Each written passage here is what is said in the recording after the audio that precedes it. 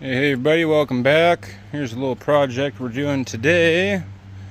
So I got these hoses here to hook up to the valves, and then I ended up running a new power wire, which you can see right here, 4 gauge, and it comes up to my fuse panel right back here, if this thing will focus.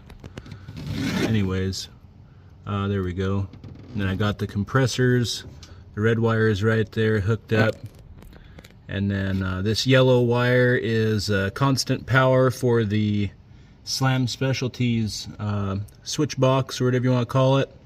And then that blue wire up there, that comes up over to here. This is all just temporary. Blue wire comes up for my hot wire, and then this blue wire goes over to the pressure switch back here, and then this red wire is the key on for the switch, so I'll be able to turn on the compressors, let that run, have power to my switch panel or my switch box, whatever you want to call it, and then when I want to disable it, just shut it off. And this is all just temporary stuff. Test out everything. So I ran that new power wire up, and then it's sitting back here with this breaker, 100 amp breaker. So I'm just waiting for the battery to charge up. So once that's done charging, then I'll put that in. We'll test this thing out, see how much vibration we got with the compressors going and whatnot. But I'm gonna hook these hoses back up here, and then I'll put you guys back on when we're ready to fire this compressor up. See how long it takes to get up to 175 or 180 psi or whatever it ran to. There's the hoses going up to the valves, just temporary of course, because I'm going to end up teeing these lines for the gauge ports, or the gauge sensors, whatever you want to call it, for my gauge inside. So this is just kind of all temporarily sitting in there. I used to have a separate line coming off, and that went to the gauge port, and then it also teed off to another little custom thing that I had going on, but I'm not doing that anymore. So yeah, let me go check on the battery and see if I can put that sucker in, and we'll fire these suckers up. Alright, here's the battery, and let's hit that breaker and see if no issues yet. Alright, let's go flip that switch, see if she comes alive. There we go. Oh, you know what? I forgot to plug that fitting, the white Y, and I gotta make sure all my water traps are closed. Just a second, I'll put you guys back on. Alright, got some lines hooked up to it now.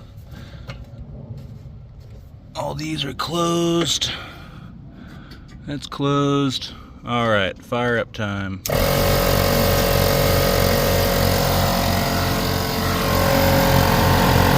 Already starting to climb, that's a good sign.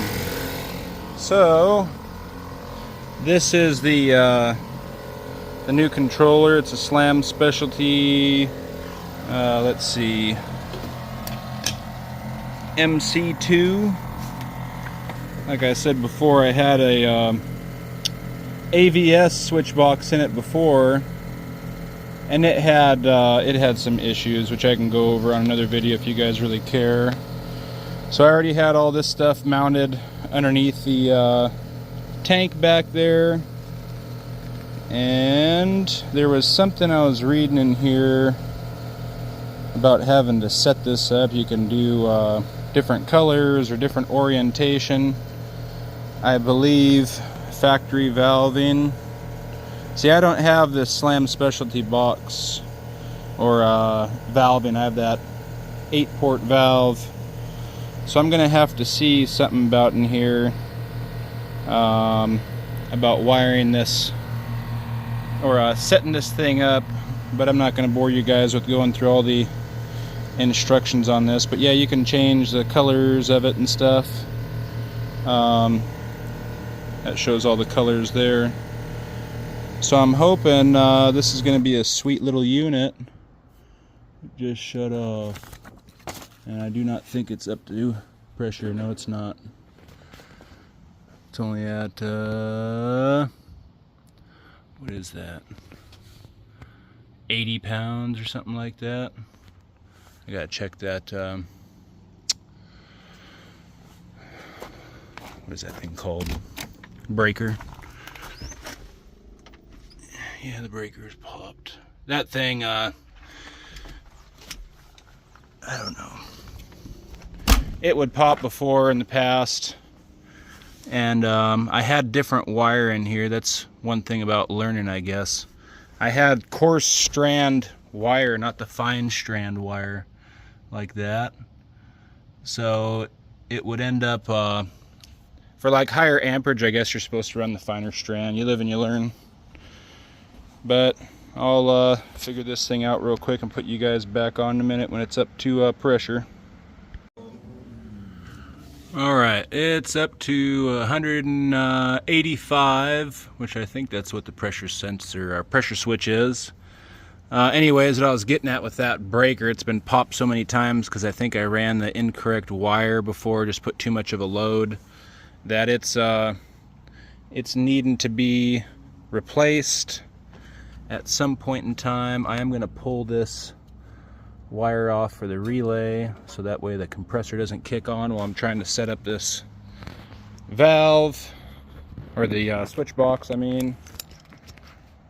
So I'll set this on the stand here. Let's bring her back a little bit. I got plenty of wire so we can see some action. I am going to take the battery charger off real quick. Alright, battery charger's unhooked. Got a block sitting behind the back tire and the front tire so I don't go rolling my car down the hill. And this will be the first time hooking this up, so let's see how this goes.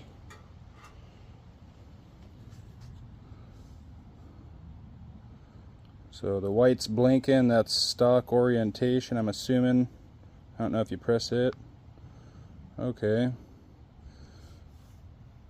So the blinking's supposed to be the top, I believe. Let me double check. Okay, so that shows the blinking's the top. I'm going to flip that around.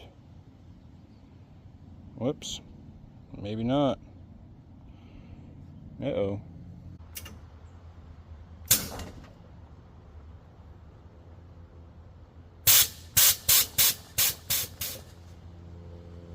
Well, that works.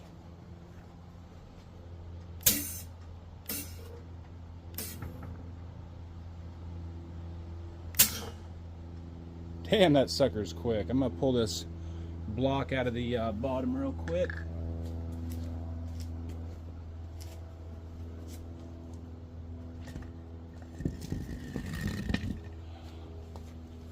Had that down there for doing the steering box.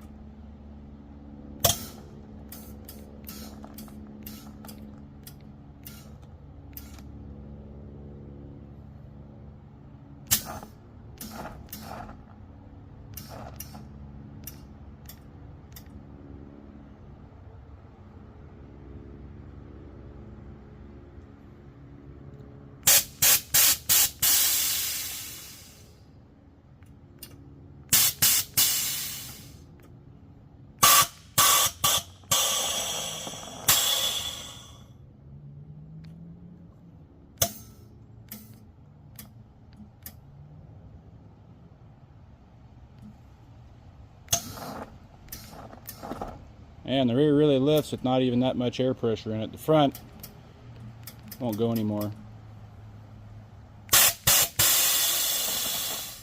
That's awesome, that works.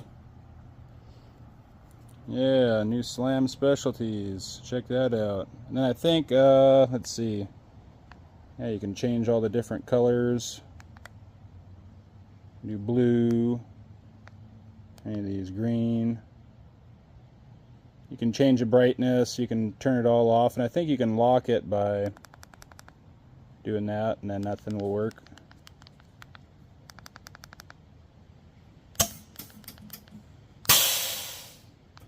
Awesome. Gotta love that.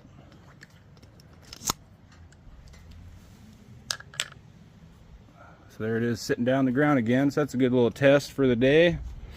Now I'll be able to lift this thing up, wash it again, because the tree has decided to rain on it. So I'm going to lift this sucker up, give it a bath. I got to do some more rearranging in the garage and get this thing back in there, but oh yeah, I got to love that. It works. So yeah, I'll replace that breaker back there so it doesn't keep popping. And if it does keep popping, I obviously have a different issue, but none of the power wires coming off the compressor got hot. This main power wire, not even warm. None of the grounds. So it's got to be that breaker back there after it being popped so many times in its past. That was always a pain in the ass, having to go back there and pull the seat up and flip that breaker when it happened, but hey, that's life. Alright everybody, well, we'll call this video quits. So thanks again for watching, thanks for subbing. It's been a long trip with this old bug, but it's only getting better. Alright everybody, we'll catch you guys on the flip side.